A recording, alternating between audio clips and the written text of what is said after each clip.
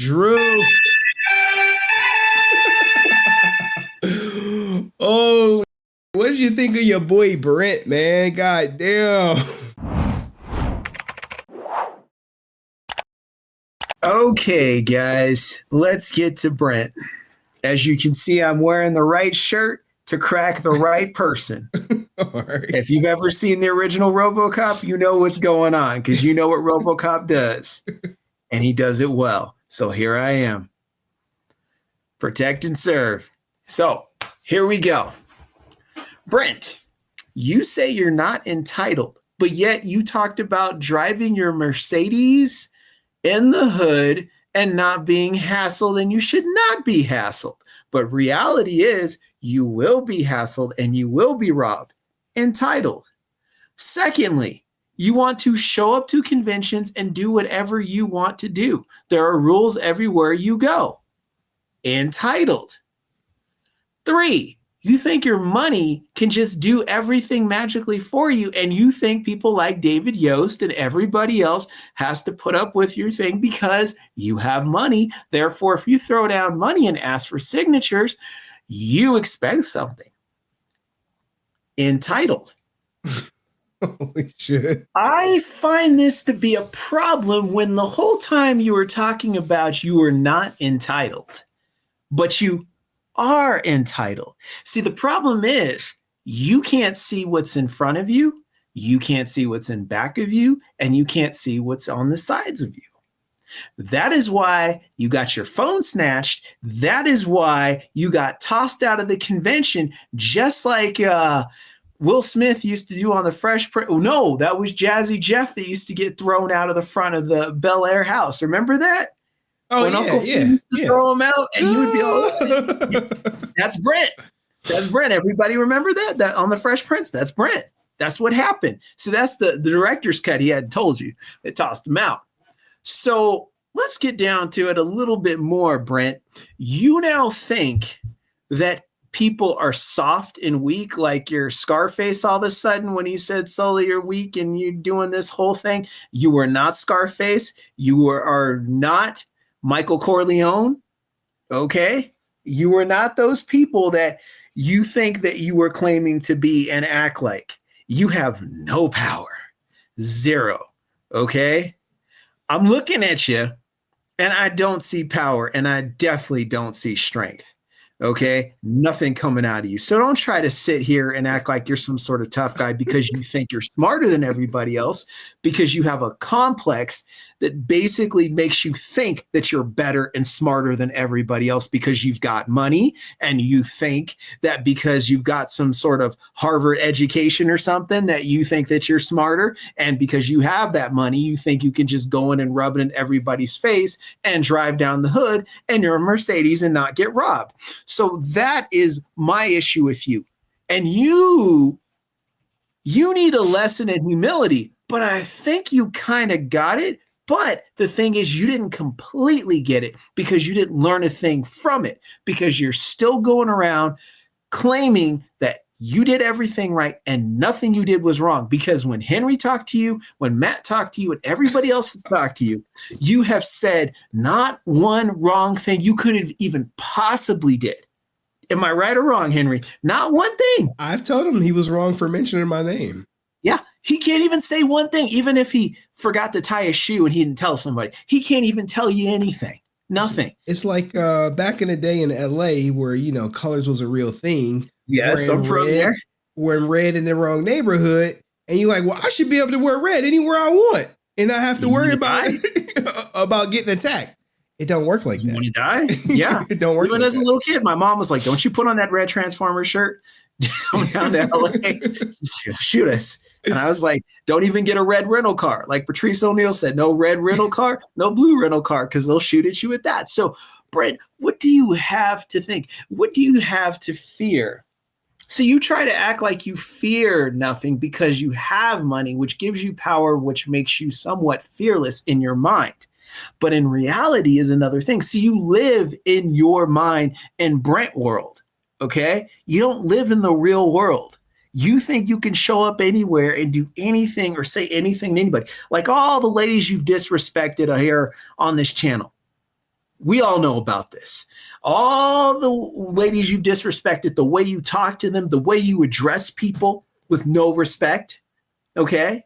You don't do it. You don't respect them. Why? Because you think you're better and you live in that Brent world where you are better in that world. But reality is there is no Brent world. There's just the real world. And in the real world, you don't matter. And you need to start understanding that, because if this is the attitude that you had, I tried to save you, but I see now there is no way I can save you out of this, because that whole event at the convention should have showed you something that, hey, maybe I need to treat people better. Maybe I need to act with more humility in my life. Maybe I should look at things differently. Didn't do it. It didn't do a thing to you. It didn't do a thing to you. So now you're just going to go around slamming Henry's name and not even paying attention to the fact that he's telling you, Brent, because of you, if I ever wanted to go to Ranger Stop or something, now I can't go. Thanks a lot. And you're not seeing that. Well, no, you brought that up. Let me put it to you in simple preschool terms like this.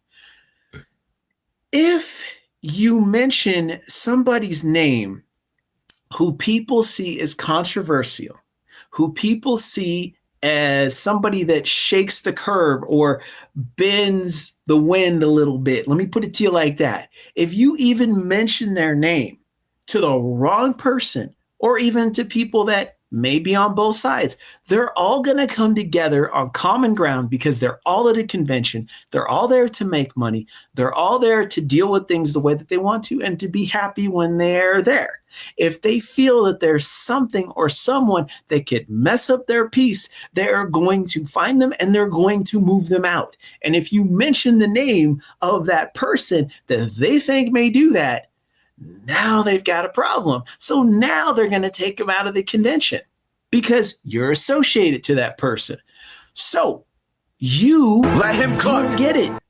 If you mention anything in passing, just whatever, friend or not, they're going to take you out of the convention. What are you not seeing about that? If you go up to Steve Cardenas and say, what is your involvement with Zach Taylor? He's automatically going to be like, ooh, he's going to get mad. And he's going to be like, I don't want this guy here. Automatically, you've already caused a problem.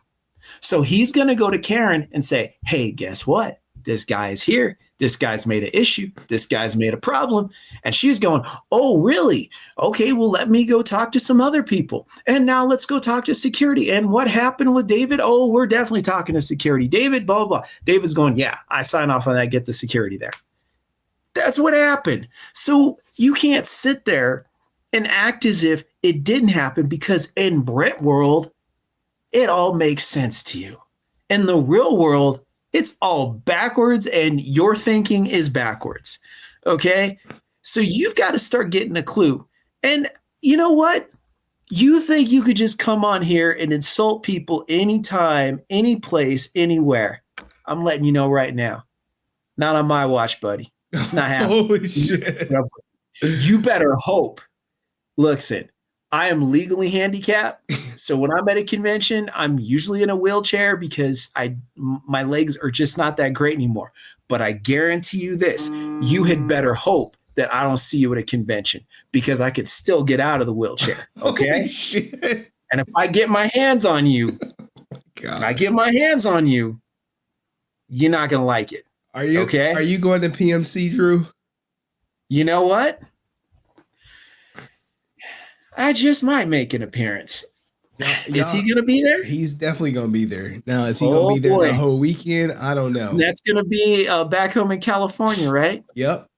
And okay, you better get Channel 2, Channel 4, Channel 7, Channel 11, and Channel 5, KTLA, to get their cameras rolling, and Hal Fishman and everybody there in Dallas Raines to give the weather, because I'm going to be giving some serious weather report when I get my hands on him. Oh, my God. Guaranteed that one. You and Matt Fisher will be out there. So y'all need to get like a group picture.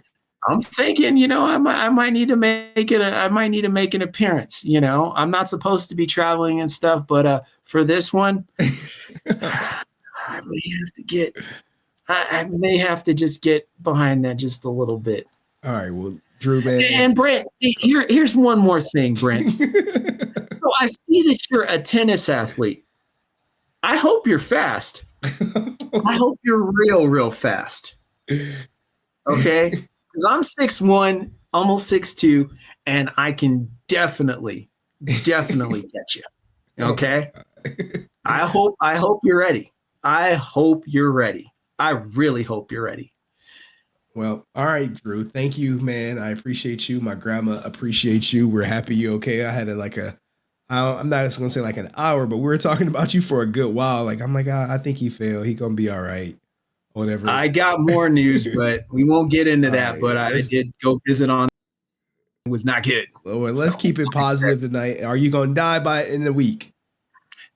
I won't die, but my life will drastically change if I don't do some things. So, all right. Well, we want you some procedure stuff they want to do. Let's keep the energy high. We're gonna let you go out with a bang. I'm gonna clip this